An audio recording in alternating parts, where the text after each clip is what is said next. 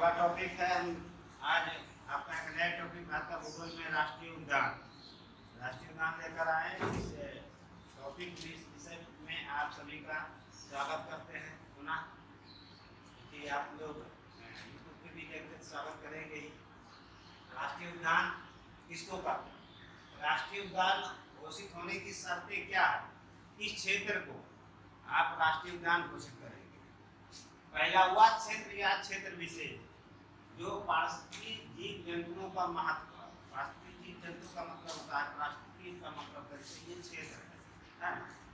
इसको पारिस्थितिकी तंत्र का सिंपल में धरती है, इसमें घास है, पेड़ पौधा है, छोटे मोटे कीड़े मकोड़े हैं, जीव जंतु है। इसी पे हो सकता है कि कुछ भाग में जल हो, उसमें जीव जंतु है। इस सब का नाम क्या कहलाएगा? पारिस्थितिकी तंत्र। राष्ट्रीय का स्वतंत्र पारिस्थितिकी तंत्र का मतलब होता है पृथ्वी पे किसी क्षेत्र में सारी चीजें उपलब्ध हो। जीव जंतु हुआ, पेड़ पौधा हुआ, पेड़ पौधा में भी कई प्रकार का, वनस्पति में भी कई प्रकार का, झाड़ी है, छोटे छोटे जीव जंतु है, कीड़ा मकोड़ा जो भी, उसको पारिस्थितिकी तंत्र का सीधा एक तंत्र में। अब कहीं पे तुम किसी क्षेत्र में जाता होगा, कहीं झाड़ी में जाता होगा, गिरगिट भी है, छिपकली भी है, तो कीड़ा है, रहता है ना, तो समझ जाना तो पारिस्थितिकी तंत्र को प्रतिनिधित्व करता है। इसी को कहते हैं पारिस्थितिकी तंत्र। कुछ नहीं जानते, सब घर के सामने, सब आपके सामने, जो चीज पढ़ना है वो सभी आपके सामने, बस उसको नहीं जानकारी इसलिए नजरअंदाज कर देते हैं। तो चलिए, वनस्पतियों, भू आकृति एवं जलीय महत्व। कोई क्षेत्र अगर इतना चीजें फॉलो करता है, 1+2, तो इस क्षेत्र को सुरक्षित करना क्या है? आवश्यक हो जाता है। तब उसे क्या घोषित किया जाता है? राष्ट्रीय उद्यान। क्लियर हो गया? राष्ट्रीय उद्यान किसे घोषित करेंगे? घोषित करने के पूर्व अनुमति लेना आवश्यक है। राष्ट्रीय उद्यान किसी क्षेत्र को आप घोषित करेंगे, उसके पूर्व अनुमति लेना होगा। किससे? वन जी बोर्ड से। लेकिन जिस क्षेत्र को आप राष्ट्रीय उद्यान घोषित कर रहे हैं, वहां पे अगर जलीय क्षेत्र भी है, तब आपको भारतीय जलीय जीव बोर्ड यानी दोनों से अनुमति लेना होगा। जैसे सुंदर उदाहरण, सुंदरबन नाम सुने? तो सुंदरबन जो है वो भू-आकृति क्षेत्र में भी है और साथ में वहाँ डेल्टा है, गंगा नदी का डेल्टा, तो वहाँ जलीय क्षेत्र भी है। तो सुंदरबन को राष्ट्रीय उद्यान घोषित करने के पहले इन दोनों से क्या लेना होगा? लिया होगा, अनुमति लिया होगा। इससे क्यों अनुमति लिया सुंदरबन को? जलीय क्षेत्र है, डेल्टा क्षेत्र है। अगर नहीं रहता तो फिर किससे अनुमति लेगा? क्लियर हो गया? यहाँ पे कौन घोषित करता है? याद रखना, केंद्र सरकार नहीं। राष्ट्रीय उद्यान घोषित कौन करता है? राज्य सरकार करता है। किस अधिनियम के तहत घोषित होता है? 1972 के वन जीव संरक्षण अधिनियम के तहत घोषित किया जाता है। अधिनियम के कानून में 1972 करता है राज्य सरकार। घोषित करने के पूर्व अनुमति लेता है वन जीव बोर्ड। और अगर जलीय परितंत्र शामिल है, वहाँ पे जल का भी क्षेत्र है, तो भारतीय जलीय जीव बोर्ड। परिभाषा क्या है राष्ट्रीय उद्यान का? मानवीय हस्तक्षेप पूर्णतः वर्जित, कोई मानव उद्यान नहीं जाएगा। मैंने बताया था ना, गिर्द गिर्द नजर नहीं आओगी, चाहे तुम कितनों पहुंच वाला हो। ठीक है। शिकार एवं चराई पूर्णतः वर्जित है। ना शिकार कर सकते हैं किसी जीव जंतु का, ना आप अपने गाय भैंस के चराने के लिए जा सकते हैं। तो ये था आपका राष्ट्रीय उद्यान का मूलभूत चीजें। चलिए लिखिए।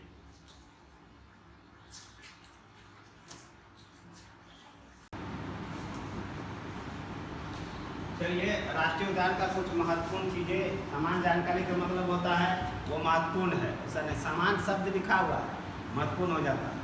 ठीक है। जिम कार्बेट का नाम सुना होगा, किस राज्य में है? उद्यान लिखना पड़ेगा क्या? उत्तराखंड। जिम कार्बेट राज्य पूछेगा तो उत्तराखंड, सबको पता है। घोषित वर्ष 1936 में देश आजाद होने के पहले ही जिम कार्बेट को राष्ट्रीय उद्यान घोषित किया गया। देश आजाद होने के पहले, ठीक है, ईस्ट इंडिया कंपनी ने ही घोषित किया, लेकिन 1972 के अधिनियम के तहत इसको अनुमोदन मिल गया, जो हमारा भारत सरकार जब देश आजाद हुआ। क्लियर है ना? 1936। ठीक, आगे भारत का प्रथम राष्ट्रीय उद्यान कौन है? पूर्व नाम इसका क्या था? हैली था। यानी हैली नाम से राष्ट्रीय उद्यान घोषित हुआ 1936 में, और जिम कॉर्बेट नाम से घोषित हुआ 1972 में। अब क्लियर हो गया कॉन्सेप्ट? हैली अंग्रेज का नाम है, कोई होगा हैली, किसी गवर्नर जनरल का, उसका अपना पत्नी होगा, प्रेमिका होगा, कुछ भी होगा, उसी का सम्मान में कर दिया होगा हैली। हैली महिलाएं का नाम, स्त्री का। पूर्व नाम यानी 1936 में जिम कॉर्बेट जो है राष्ट्रीय उद्यान घोषित हुआ, वो हैली नाम से, और 1972 में घोषित हुआ। क्लियर हो गया? इस राष्ट्रीय उद्यान के बीचों बीच या किनारे में कौन सा नदी बहता है? रामगंगा प्रवाहित होती है राष्ट्रीय उद्यान के बगल से, ठीक है। अब आते हैं हेमिस, यह क्षेत्र लद्दाख में है। भारत का सबसे बड़ा राष्ट्रीय उद्यान यही है, और सबसे ऊंचाई पर स्थित राष्ट्रीय उद्यान भी कौन है? बड़ा भी और सबसे ऊंचाई पर स्थित भी राष्ट्रीय उद्यान हेमिस है। सबसे छोटा राष्ट्रीय उद्यान साउथ वॉटन द्वीप, अंडमान निकोबार द्वीप में पड़ता है। भारत का सबसे छोटा राष्ट्रीय उद्यान यही है। किबुल लामजाओ राष्ट्रीय उद्यान है, यह कहाँ पड़ता है? मणिपुर में। यहाँ का प्रमुख संकटग्रस्त जीव प्राणी संकट में है, उसे बचाना, वो कौन है? मणिपुरी हिरण। मणिपुरी हिरण संकटग्रस्त जीव प्राणी है। और किबुल लामजाओ को रामसार अभिषय समय, मतलब रामसार सूची में इसको क्या कर दिया गया?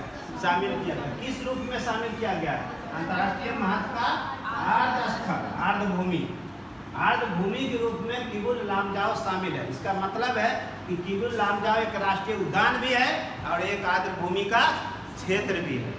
तो रामसार सूची में यह शामिल हुआ राष्ट्रीय उद्यान के रूप में नहीं, आर्द्र स्थल के रूप में। और रामसार सूची में वही क्षेत्र शामिल होता है, सूचीबद्ध होता है, जो क्षेत्र आर्द्र भूमि का क्षेत्र हो। एकदम सीधा रट लो या सेट कर लो दिमाग में, आर्द्र भूमि का क्षेत्र ही रामसार सूची में शामिल होता है, होगा। क्लियर है? कोई राष्ट्रीय उद्यान या जीव अभयारण्य या वन, आपको नेशनल पार्क, ये सब नहीं शामिल होता है रामसार सूची में। आर्द्र भूमि का क्षेत्र से संबंधित विशेषताएं रखता है। चलिए लिखिए,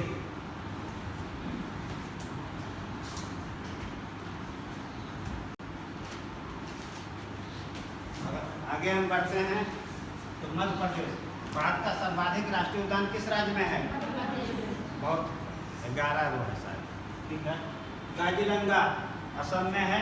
सैटेलाइट फोन से लैस होने वाला पहला राष्ट्रीय उद्यान है भारत का। सैटेलाइट फोन से, ठीक है, लैस होने वाला पहला राष्ट्रीय उद्यान कौन है? काजीरंगा, जो असम में है। काजीरंगा में हाथी भी है, गेंडा भी है, बाघ भी है ना, तीनों है। भीतरकनिका उड़ीसा में पड़ता। मैंग्रोव वन प्रजातियां पाया जाता है। मैंग्रोव वन प्रजातियां कौन हुआ? कछुआ। कछुआ मैंग्रोव वन प्रजाति है। यहाँ पे 4 प्रकार के कछुआ पाया जाता है। रिडले कछुआ, ग्रीन सी कछुआ, हॉक्स बिल कछुआ और लेदर बैक कछुआ। ये कछुआ का नाम है, प्रजाति है। कछुआ भी कई प्रकार का है। ये 4 प्रकार का कछुआ पाया जाता है। इसका मतलब है कि भीतरकनिका जैव विविधता का क्षेत्र है, नहीं है? कॉम्बिनेशन से लगा। ये कछुआ में भी कई प्रकार के कछुआ। हम बताए थे ना जैव विविधता का परिभाषा, कि जीवों में विविधता।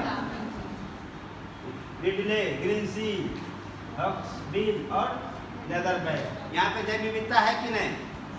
अभी हम लोग पास है ना, यहाँ भी जैव विविधता। देखो सारी ढांचा सबका इधर, इसे बोलते हैं जैव विविधता। इंसान में भी कई प्रकार का, लंबा, मोटा, नाटा, गोरा, काला, ये सब। विश्व का यह मतलब भीतरकनिका विश्व का सबसे बड़ा ओलिव रिडले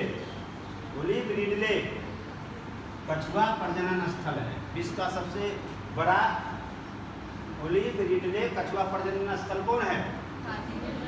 भितरकनिका विष का, इसलिए इम्पोर्टेंट हो गया। कजीनाग राष्ट्रीय उद्यान, कजीनाग राष्ट्रीय उद्यान पीओके, जम्मू कश्मीर। पीओके मतलब पाक अधिकृत कश्मीर, यानी कश्मीर जो है उसमें पाकिस्तान भी इसे मान समझाते हैं पाक अधिकृत, ठीक है। ये यहाँ पे एक रेखा खींचा गया है, उसको बोलते हैं LOC, लाइन ऑफ कंट्रोल। अब ये हमारा है, लेकिन समझौता के तहत 99 में युद्ध हुआ था ना, कारगिल युद्ध कब हुआ था? 99 में। इसी समझौता के तहत कारगिल युद्ध समाप्त ये दे दिया पाकिस्तान का, जबरदस्ती है ये अधिकार कर रहे हैं क्षेत्र में, जबकि हमारा। तो यही पे इसको बोलते हैं POK, पाक अधिकृत कश्मीर। उसमें कुछ क्षेत्र यहाँ पे बटा हुआ है, LOC के इतना दूर तक ये अति करेगा, इतना दूर तक भारत उपयोग करेगा। क्लियर हो गया ना? तो इसी क्षेत्र में कजीनाग राष्ट्रीय उद्यान है, और यहाँ पे एक जीव जंतु पाया जाता है जिसको मारखोड़ कहते हैं। मारखोड़ जीव जंतु विलुप्त जीव प्राणी है, विलुप्त होने का कगार पे है। और ये कैसा जीव है मारखोड़? स्तनधारी जीव है, स्तनधारी जीव। क्लियर है? चलिए नीचे, और नीचे वाला वाल्मीकि राष्ट्रीय उद्यान कहाँ है? पश्चिमी चंपारण में। पश्चिमी चंपारण कहाँ पड़ता है? बिहार के कौन कोना में? उत्तर पश्चिम कोना में। असम में 2 गो राष्ट्रीय उद्यान है, घोषित हुआ। रायमोना 105वां राष्ट्रीय उद्यान है जो असम में ये घोषित हुआ है, और देहिंग पटकाई 106वां राष्ट्रीय उद्यान है। भारत का 106वां यानी अंतिम राष्ट्रीय उद्यान कौन है? 2023 तक। और आगे है क्या? 2022 तक हम बता रहे हैं। कौन कौन? 22 में घोषित हुआ। अगर मान लीजिए फिर करंट हम लोग पर अगर मिलेगा तो यहाँ पे जोड़ लेना नोट्स में। क्लियर है ना? अगर मिलेगा, ये कब तक का है? 2022 तक का है, 2022 तक का। अगर आगे बना होगा जोड़ लेगा करंट में देख के, ठीक है। चलिए देखिए,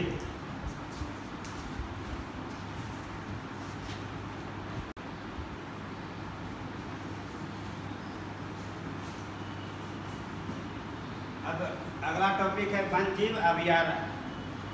अभयारण्य है ना, राष्ट्रीय उद्यान में जो पाठ्यक्रम है उतना ही पढ़ना है, दूसरे में बहुत होगा, है ना। इसमें दिमाग गलती से भी नहीं लगाएगा कोई। जितना हम राष्ट्रीय उद्यान में दिखाए हैं उतने पढ़ते रहना है, रिविजन करते रहना है। राष्ट्रीय उद्यान बहुत है, लेकिन जो महत्व का है, जो जिसकी प्रासंगिकता ज़्यादा है वही पूछता है एग्जाम में, ठीक है। उसी तरह वन जीव अभयारण्य भी बहुत मिलेगा, लेकिन जो महत्वपूर्ण होगा वही हम दिखाएंगे। तो पहला धारणा पढ़ने क्या है? औसत घोषित होने की शर्तें, ठीक जो राष्ट्रीय उद्यान की शर्तें वही होगा। यहाँ क्या समझाना? क्लियर हो गया? एक गोली से 2 शिकार कर लेगी, करेगी ना? पहले बस यहाँ अंतर होगा। अंतर कहाँ होगा?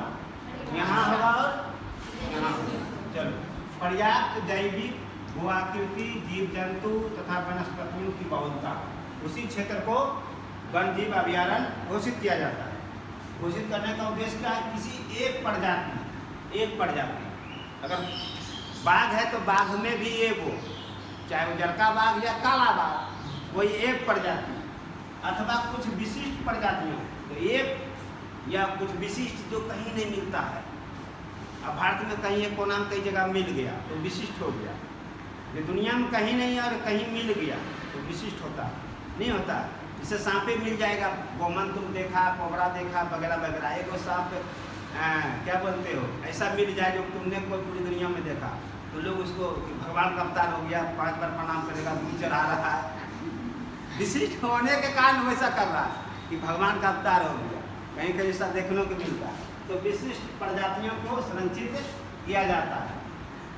इसमें वन जीव अभयारण्य को घोषित करने का उद्देश्य क्या है? किसी एक प्रजाति अथवा कुछ विशिष्ट प्रजातियों को संरक्षित करना, ये उद्देश्य, ठीक है।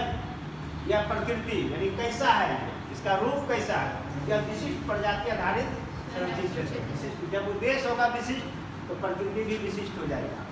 यह राष्ट्रीय उद्यान के समान है तो उसी भले ये इसमें अंतर होता है। घोषित किया जाता है पूर्व अनुमति वन जी बोर्ड, और जब जलीय परितंत्र शामिल होगा तो बता दिया था ना पहले, घोषित करता है। ये भी राज्य सरकार ही घोषित करता है, केंद्र सरकार नहीं। अधिनियम किस अधिनियम के तहत? 72 के वन जीव संरक्षण अधिनियम के तहत। परिभाषा मानवीय क्रियाकलाप की अनुमति होता है, राष्ट्रीय उद्यान में अनुमति नहीं होता। अनुमति के बिना शिकार करना वर्जित है। इसका मतलब है आप शिकार कर सकते हैं परंतु अनुमति लेना होगा। कौन से लिख देगा? पूर्णतः शिकार नहीं किया जा सकता। इसमें वन जीव अभयारण्य तो बात गलत होगा। शिकार किया जा सकता लेकिन शिकार करने के लिए आपको अनुमति लेना होगा। चराई और पशुओं के आगमन की छूट है। भैंस से ले जा सकते हो, बकरी उकरी जो भी गाय, इसमें वन जीव अभयारण्य क्षेत्र में।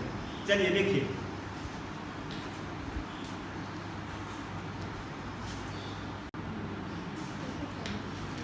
आगे बढ़े। चलिए अगला है सामान्य जानकारी में, भारत में कुल वन जीव अभयारण्य कितना है? 566 है। सर्वाधिक कहाँ है? 566 में सबसे अधिक वन जीव अभयारण्य कहाँ है? अंडमान निकोबार द्वीप में, जो केंद्र शासित प्रदेश है। और राज्यों में सर्वाधिक कहाँ है?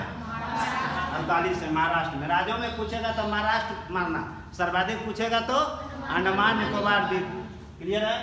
वन जीव अभयारण्य क्षेत्रफल के आधार पे अब देखते हैं। सबसे बड़ा कौन है? कच्छ डिजर्ट यानी कच्छ के रण में, गुजरात। और सबसे छोटा पिट्टी गुज इजलैंड, पिट्टी गुज इजलैंड, ये लक्षद्वीप में पड़ता है। सबसे छोटा यही है वन जीव, सबसे बड़ा कच्छ डिजर्ट है। चंबल वन जीव अभयारण्य मध्य प्रदेश में है। चंबल वन जीव अभयारण्य कहाँ है? मध्य प्रदेश में। किस जंतु के लिए? घड़ियाल। अगर किसी को सामने में खुदकुशी करना है तो चंबल घूम लो जाके, और उस जहाँ ये घड़ियाल है खुद जाना से अच्छा से स्वर्ग की प्राप्ति हो जाएगी। स्वर्ग की प्राप्ति नहीं होगी, तुम्हें खाने के बाद उस घड़ियाल को आत्मा संतुष्टि मिलेगा। 3 प्रकार का इंसान की मृत्यु, जो दार्शनिक होते हैं वो ये चाहते हैं कि हमारी मृत्यु होने के बाद भी मेरे शरीर को कोई जीव जंतु अन्न खाए जिससे उसकी आत्मा को संतुष्टि मिले। मृत्यु का वास्तविक और सही रूप ही है। देखिए हो क्या बैठ के लाली वन जीव अभयारण्य, लाली वन जीव अभयारण्य पासीघाट कहाँ है? अरुणाचल प्रदेश में, ब्रह्मपुत्र नदी के किनारे। बिहार में कौन कौन है देख लो, याद रखोगे। गौतम बुद्ध वन जीव अभयारण्य गया में, कैमूर वन जीव अभयारण्य गया में। जैन धर्म में कैसे कौआ वाला होगा मामला? पारसी धर्म, तुम जैन धर्म बोले इसलिए पूछेंगे। जैन धर्म में है कि जल समाधि,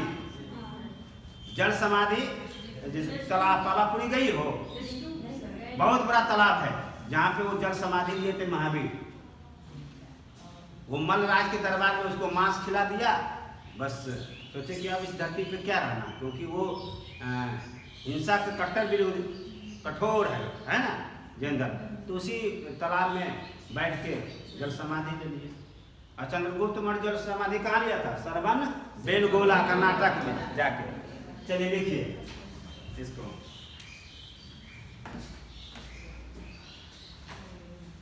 आ जाए, चलो। पश्चिम बिहार में सलीम अली एक व्यक्ति थे। वो क्या थे? तो भारतीय पक्षी वैज्ञानिक एवं प्राकृतिक विद कहा जाता है इनको। यानी दूसरा बर्ड माइन ऑफ इंडिया इनको कहा जाता है। सलीम अली जो जम्मू कश्मीर के रहने वाले थे, जम्मू कश्मीर के रहने वाले। सलीम अली के नाम पर 3 संरक्षित क्षेत्र बनाया गया है जम्मू कश्मीर में। श्रीनगर में सलीम अली राष्ट्रीय उद्यान, यहाँ पे है। गोवा में चोराओ पूछ देगा सलीम अली पक्षी विहार है ए, चुराओ बी, ये दोनों नहीं देगा। श्रीनगर और कुमारकोम। आमतौर पे सब लोग पढ़ता क्या है? जम्मू कश्मीर वाला पढ़ता है, जम्मू कश्मीर वाला ना आप लोग। लेकिन याद रखना सलीम अली के नाम पे श्रीनगर में भी है, चौराहो में भी है, कुमार कोम में भी है। अब देखो यहाँ पर सलीम अली राष्ट्रीय पक्षी उद्यान है और यहाँ पे इनके नाम से पक्षी विहार है, ये अंतर है। जब पूछेगा कि सलीम अली पक्षी विहार कहाँ है, सुन लीजिए सलीम अली पक्षी विहार, तब चौराहो ऑप्शन में रहेगा या कुमार कोम रहेगा, ये दो रहेगा, ये दोनों में कोई रहेगा तो माना। जब पूछेगा सलीम अली राष्ट्रीय पक्षी उद्यान, तब कहाँ मारना है। क्लियर हो गया ना, कॉन्सेप्ट क्लियर कर दिए, क्लियर है ना। आगे नवाबगंज पक्षी विहार, ये उन्नाव यूपी में पड़ता है। भारत का प्रथम पक्षी विहार ये है, ठीक है। कच्छ का रण, यहाँ हंसागर पक्षी घोंसला बनाकर क्या देती है, अंडा देती है, कच्छ का रण बना है। डेजर्ट नेशनल पार्क, अब देखो डेजर्ट नेशनल पार्क ये जैसलमेर में है, राजस्थान में। जीव जंतु कौन सा है, शुतुरमुर्ग। और यह डेजर्ट नेशनल पार्क जो है यह राष्ट्रीय उद्यान भी है और पक्षी विहार भी है। क्लियर हो गया, अब क्लियर हुआ कॉन्सेप्ट बा। नहीं तो एग्जाम में चप्पट कर देता। केवलादेव घाना नेशनल पार्क, केवलादेव घाना नेशनल पार्क ये उद्यान भी है और प्लस पक्षी विहार भी है। क्लियर है ना। भारत का सबसे बड़ा पक्षी विहार अभ्यारण्य कौन है, केवलादेव घाना नेशनल पार्क। कहाँ है, किस राज्य में है, तो भरतपुर में है, राजस्थान। राजस्थान के भरतपुर में है केवलादेव घाना नेशनल पार्क। पक्षियों का स्वर्ग कहा जाता है। यहाँ साइबेरियन साइरस पक्षी प्रजनन हेतु प्रवास करता है। प्रवास का मतलब क्या होता है, कोई बताएगा। एक कोई बोलो। कोई विशेष मौसम में आता है, मतलब पूरे मतलब साल में नहीं रहता है। अपना सा क्षेत्र छोड़कर दूसरे के क्षेत्र में कुछ टेम्परेरी समय के लिए रहते उसको प्रवास करना। ठीक है, जैसे तुम प्रवास हो, है ना, तुम किसी खास उद्देश्य को लेकर, अपना खास उद्देश्य को लेकर अपने मूल क्षेत्रों से कुछ समय के लिए किसी अन्य क्षेत्रों में जाके रहना, उसे प्रवास कहते हैं। और वास जहाँ पूरा, ठीक है, दोनों में ये अंतर है। चलो मास्टर है तुम लोग। यहाँ साइबेरियन साइरस पक्षी प्रजनन हेतु प्रवास करता है। प्रवाहित नदी, प्रवाहित नदी, इस केवलादेव नेशनल पार्क में कौन कौन नदी बहता है, बाणगंगा और गंभीरी। पूछ देगा नदी, पहुंच जाओगी। क्यों इम्पोर्टेंट है, क्लियर हो गया ना। केवलादेव नेशनल पार्क इम्पोर्टेंट है और इसमें ये दो नदी बहती है, उसके किनारे या बीच में जहाँ से बढ़ती होगी हमने नहीं देखा, जाके देख लेना। तो बाणगंगा और गंभीरी है, इसलिए इम्पोर्टेंट है। बिहार में नगीन नट्टी डैम पक्षी विहार, नगीन नट्टी डैम पक्षी विहार। जमुई में है करवल पक्षी महोत्सव, यहीं पे हुआ था। पूछा भी है बीपीएससी, यहाँ से क्वेश्चन नहीं पूछा है, पूछा हुआ। चलिए लिखिए, ये था पक्षी विहार आपका समाप्त, पक्षी विहार समाप्त। अब अगला